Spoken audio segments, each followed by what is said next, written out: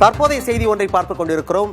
சென்னை வேளச்சேரியில் பள்ளத்தில் விழுந்த உயிரிழந்த 2 தொழிலாளர்களின் குடும்பத்திற்கு நிவாரண நிதி அறிவிக்கப்பட்டிருக்கிறது. அண்மை செய்தியை பார்த்துக் கொண்டிருக்கிறோம். ஜெயசீலன் குடும்பத்திற்கு 15.5 லட்சமும் நரேஷ் குடும்பத்திற்கு 17 லட்சமும் வழங்க உத்தரவு பிறப்பிக்கப்பட்டிருக்கிறது. மிக்ஜாம் புயலின் போது வேளச்சேரி 5 பர்லாங் சாலையில் ஏற்பட்ட பள்ளத்தில் விழுந்து 2 தொழிலாளர்கள் உயிரிழந்தனர். அவர்களுக்கான நிவாரண நிதி அறிவிக்கப்பட்டிருக்கிறது. அண்மை செய்தியை பார்த்துக் கொண்டிருக்கிறோம். பல்வேறு கட்ட போராட்டங்களுக்கு பிறகு அவர்கள் இருவரின் உடல்களும் மீட்கப்பட்டன. உயிரிழந்த 2 தொழிலாளர்களின் குடும்பத்திற்கு நிவாரண நிதி அறிவிக்கப்பட்டிருக்கிறது. தற்போதைய செய்தியை பார்த்துக் கொண்டிருக்கிறோம். அமைச்சர் CV கணேசன் நிவாரண நிதி குறித்த அறிவிப்பை வெளியிட்டிருக்கிறார். உயிரிழந்த 2 பேருக்கும் நிவாரண நிதி வழங்கப்பட வேண்டும் என்று உத்தரவு பிறப்பித்திருக்கிறார். கூடுதல் விவரங்களோடு செய்தியாளர் ரமேஷ் இணைந்திருக்கிறார். ரமேஷ், இந்த தொகை அந்த குடும்பத்திற்கு எப்போது சென்று சேரும்? மணிமாறன், இன்றே போய் சேர்ந்திருக்கிறது.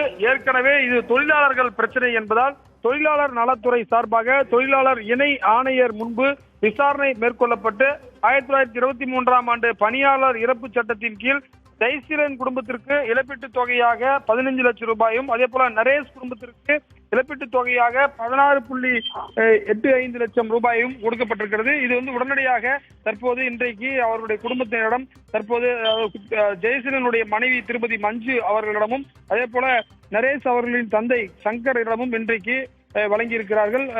தொழிலாளர் நலத்துறை அமைச்சர் சென்னை தலைமைச் செயலகத்தில் இந்த நிகழ்ச்சியில் தற்போது கொடுக்கப்பட்டிருக்கிறது.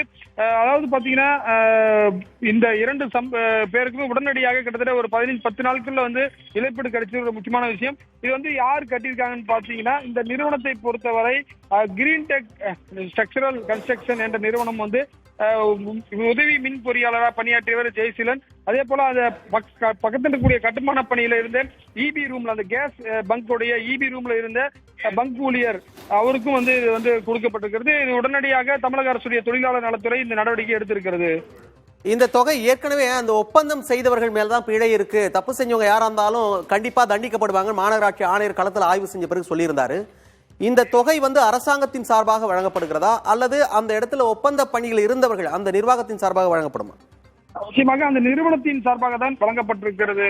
அதாவது பாத்தீங்கன்னா இது தொழிலாளர் சம்பந்தப்பட்டதுனால தொழிலாளர் நலத்துறையில அவங்க விசாரணை பண்ணாங்க. இது கொடுத்தது யாருன்னு பாத்தீங்கன்னா இந்துஜா லேலண்ட் பைனான்ஸ் லிமிடெட் நிறுவனத்துடைய கட்டுமான பணி. அவங்க ஒரு கட்டுமான பணி வச்சிருந்தாங்க. கிரீன் டெக் ஸ்ட்ரக்சரல் கன்ஸ்ட்ரக்ஷன் என்ற கம்பெனி எர்த் ஒர்க் பண்ணியிருந்தாங்க. அவங்க தான் இதை கொடுத்துருக்காங்க. ஏன்னா அவங்க இருக்கக்கூடிய இன்சூரன்ஸ் தொகையில தான் இதை கொடுத்துருக்காங்க.